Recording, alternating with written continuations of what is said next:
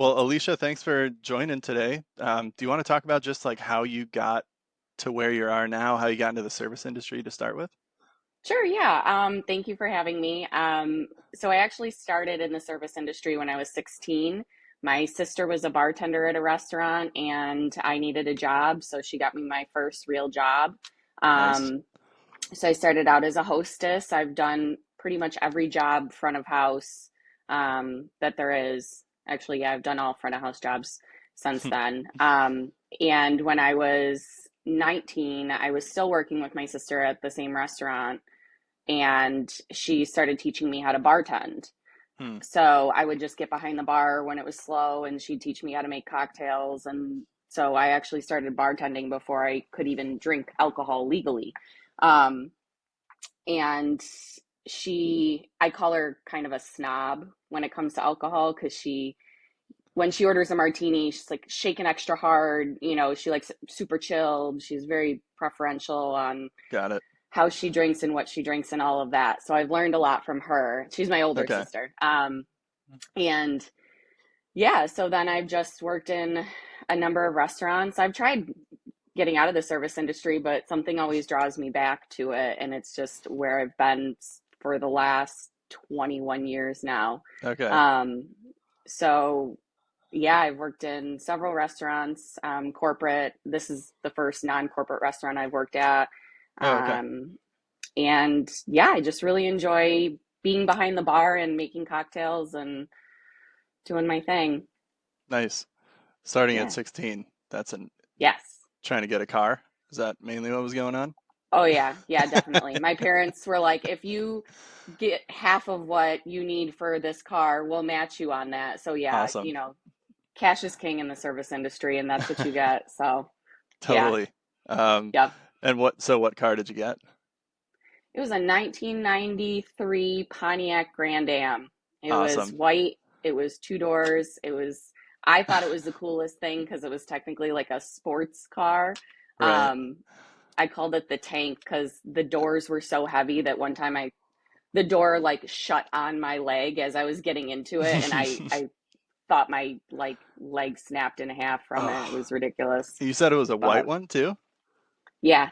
We had that. That was like my family's car. We drove out to Colorado in a white 93 Pontiac Grand Am when I was Really. a real little guy in Yeah. 1995 and 96, I think it was the year Was it a we took two that one. door?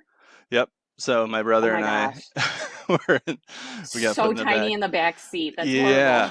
Yeah, well, and of course it was like the Griswolds. There was like the car top carrier on top from Right? Sears or whatever. But Oh obviously we had man. a van too, but we had to take the car because of the gas mileage. Thanks, Of Dad. course, yeah. The Yeah. miser No, man. my friends hated piling into my car, but I drove my friends everywhere. I was always Yeah. driving everybody, but they hated being in the back seat of my car because it was so tiny. And those bucket seats, there's just like no room at all. Yeah, totally. Yeah, But I guess it's it was fun. fine for like 7-year-old and an 8-year-old. Worked. Yeah, you're pretty tiny then, I guess. Um, okay, so your sister's a snob. Where are you on that spectrum? I'm in the middle. I can, Okay. I I can drink the cheaper stuff, but I prefer, some of the higher top shelf stuff too. I've got a Okay. very wide palate. I can drink everything except scotch. Okay. That's Yeah, I'm not a huge that's about Scotch the guy. only liquor I can't touch. I mean, yeah, if it's really good and I have to, I can get through it, but that's about the Uh-huh. only liquor that I just can't stomach. So, Okay. well, that and some cordials like Jägermeister, Oh yeah. or like SoCo, stuff you drank as a teenager and you got sick on, and now as an Yep. adult, you can't even look at it. Totally. Yeah. Totally. Just Cuervo for So, me is that oh, not real tequila. no. I don't Yeah, like no, that. I would agree with that statement for sure. Um, so okay. So you got to where you are now. Do you want to say a little bit about where you're working now and like your Yeah, position there and so what you focus on? I'm the bar manager at Jeremiah's Tavern in Fairport, New York. Um, I've been there for 9 years now.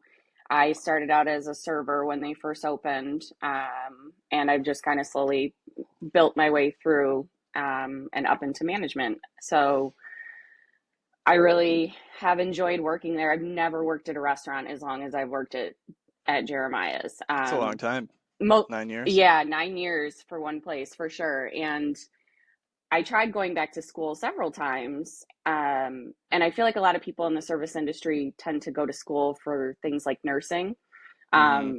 I know have a lot of friends who kind of go to back to college while they're going for their nursing degree, and then they either commit and go for nursing or they drop out and they stay in the restaurant. I dropped out and I'm still in the restaurant. Got So, it. but I'm happy there. I mean, especially with just watching what the nurses went through with COVID, I Yeah, just could not totally. fathom that. But it's flexible, it works for my family. My husband is a teacher, so he works the 8 to 4. And then now that my daughter's in kindergarten, it's kind of nice because she has the full day at Mm-hmm. school. And so I can work some lunch shifts, but I primarily work nights. And that way we just never needed sitters very often or Childcare. anything like Yeah. that. And it was a flexible schedule. And like I said, taking home cash at the end of the day is just, different than waiting for a paycheck every week or every 2 weeks. And